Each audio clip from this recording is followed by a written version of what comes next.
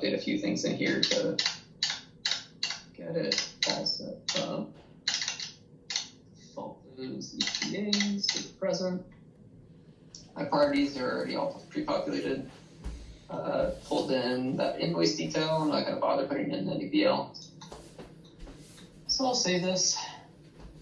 Now, I had noticed that one other item that you had kind of spoken to, Julie, was inquiring into, basically just escaping email as the sole form of being able to provide documents.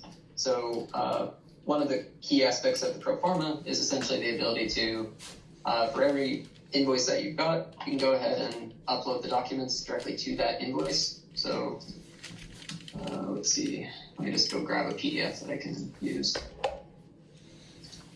And I am now ready to post it to a broker. This is what's ultimately going to send it over to GHY so that they can use it to create a 7501. So I'll go ahead and hit yes. So quick question. Yeah, shoot. With the Lacey app, so that's something that's safe, but I have to be cognizant or the user be aware that they would have to attach this form every time, or is it something that can be linked to the product SKU so that in case they don't attach it, it's still part of the entry and it won't hold it up?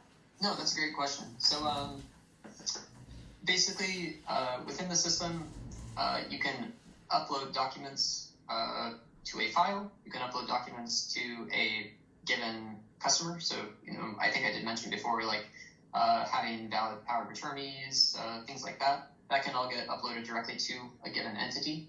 So if I come over here, this is your, theoretically, this would be like the customer portal for you.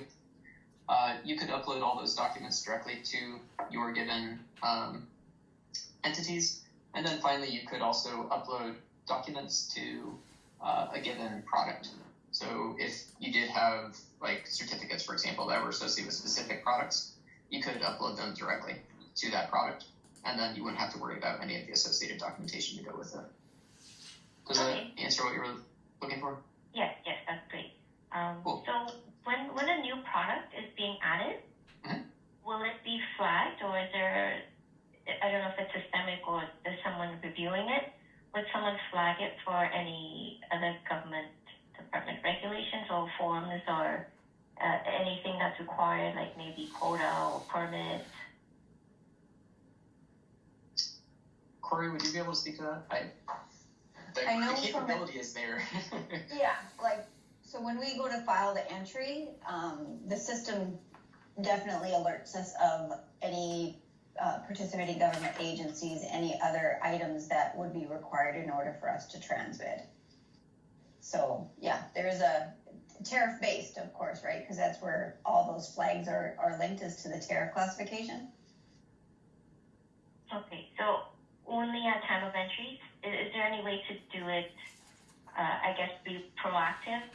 So if I'm aware that we have a new product that needs to be added to the database, at the time of creation or adding it to the database, can I be notified then of the requirements as opposed to waiting until the entry is, crossing the border to find out?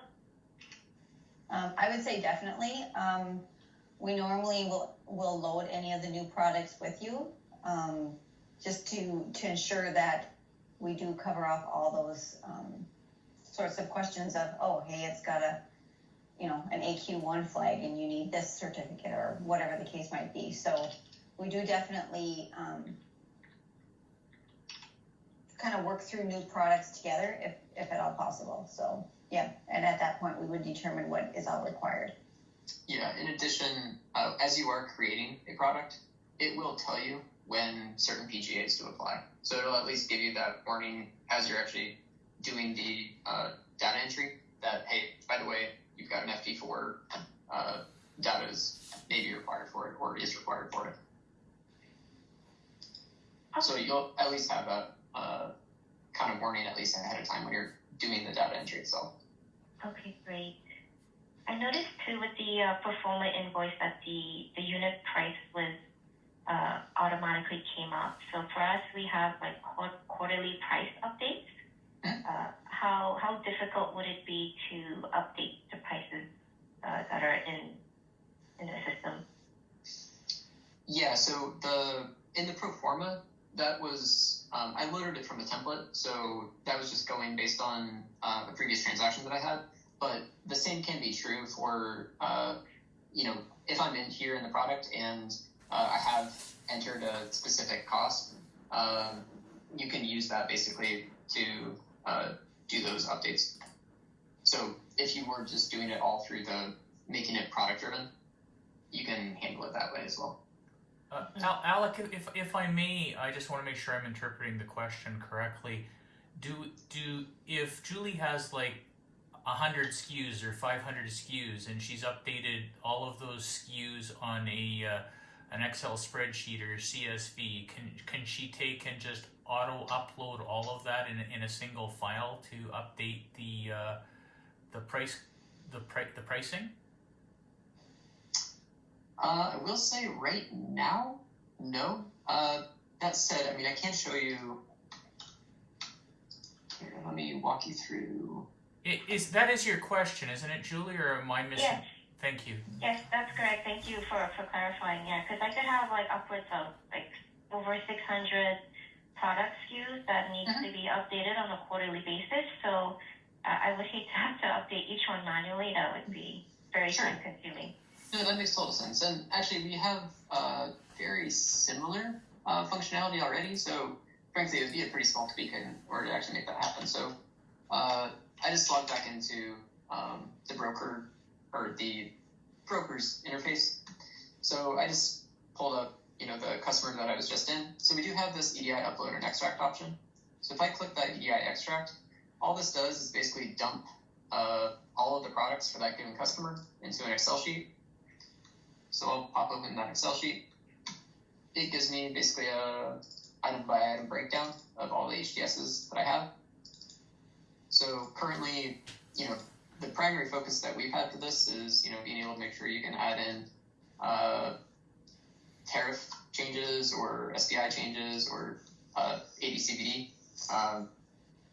We could add in unit price right here without an issue because basically all you end up doing is make those modifications, hit that EDI upload, drop it in there, and then it runs the update process for you.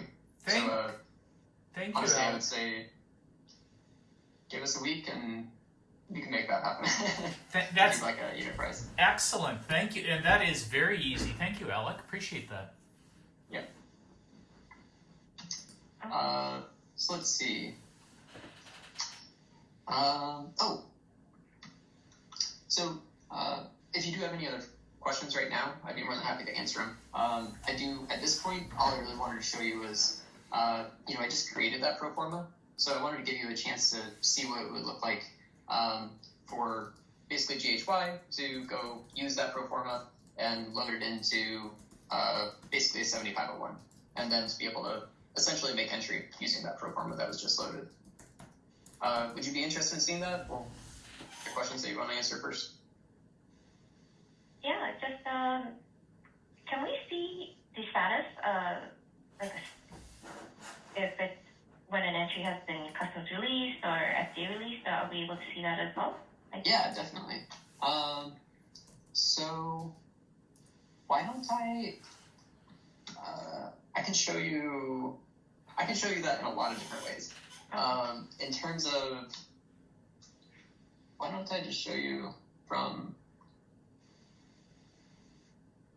probably the most immediate manner might be taking a look at, we can take a look at, say, the patch tracker.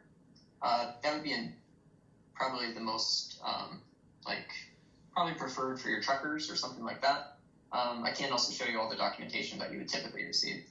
So give me just a second and I'll pull that up.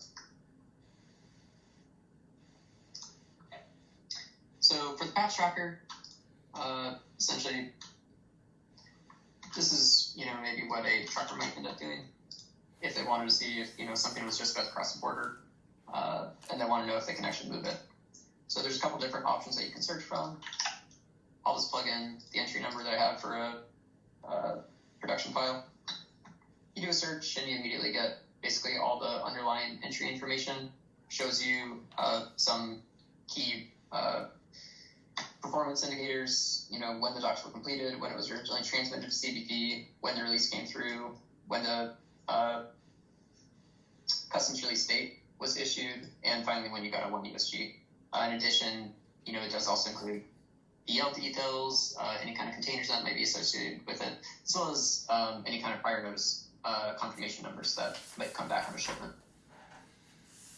So this would be, if you did just want to go directly to the website, plug in those details, you've got it here. Alternatively, when you're interested in looking at some of the more granular details, if you want to dive into the ABI history of a transaction, I'll just bring up a file so you can see what that looks like.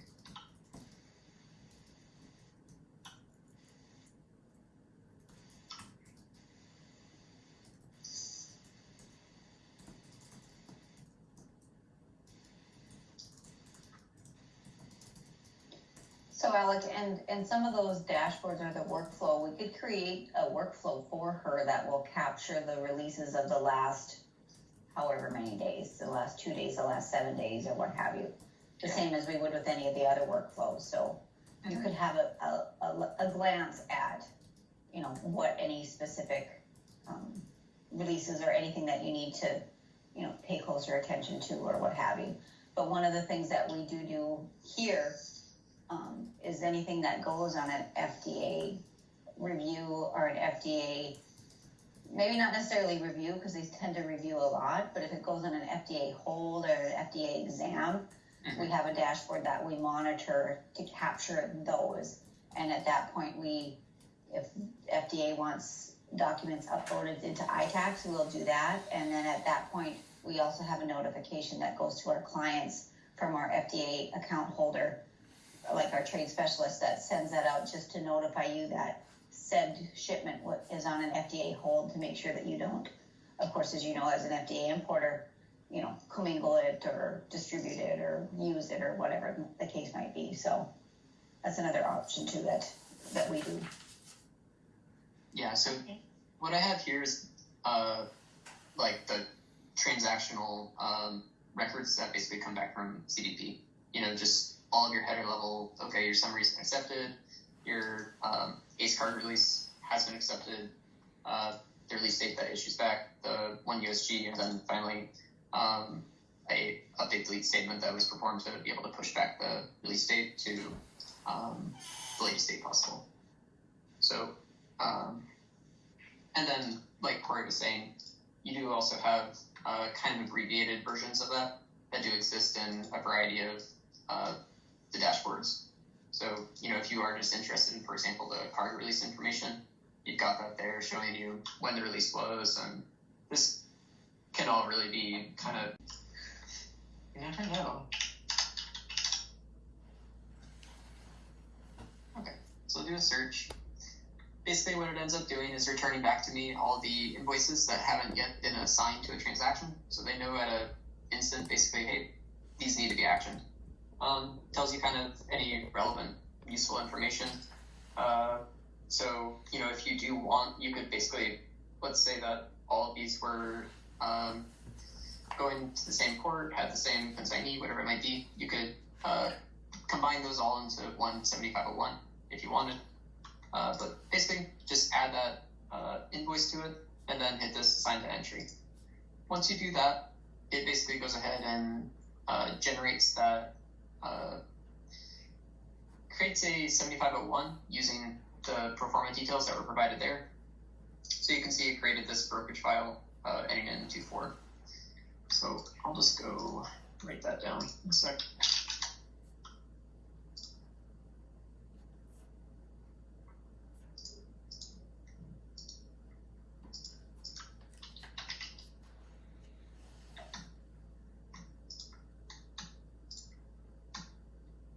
Okay.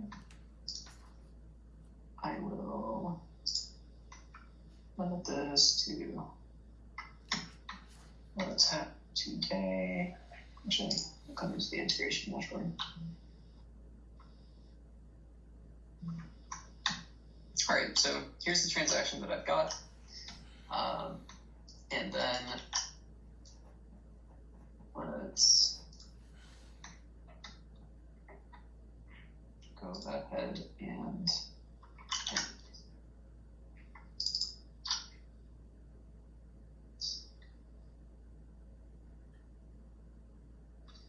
basically what you can see is it starts pulling in essentially all the details that I have keyed from the original transaction, including any kind of dates or other details like that. So I will, okay. This is just a customer specific notification. So if your business process has any kind of idiosyncrasies that might be worthwhile noting, they can add that in. So, for example, look, if these happen to be steel tires, go make sure that we do have the steel license on file, or any other kind of best practices that they may want to add in. Key in the entry type, carrier code, I'll just put in some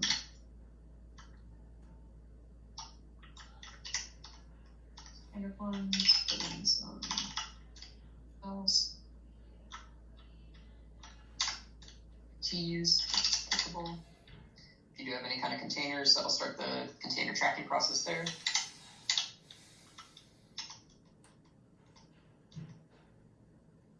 Gotta put in my flights.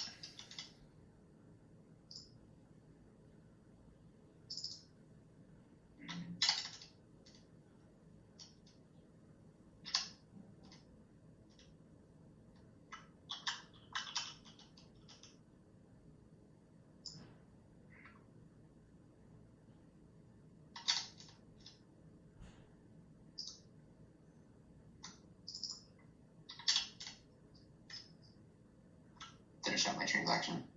So basically all this did was run through all the mandatory information for CPP.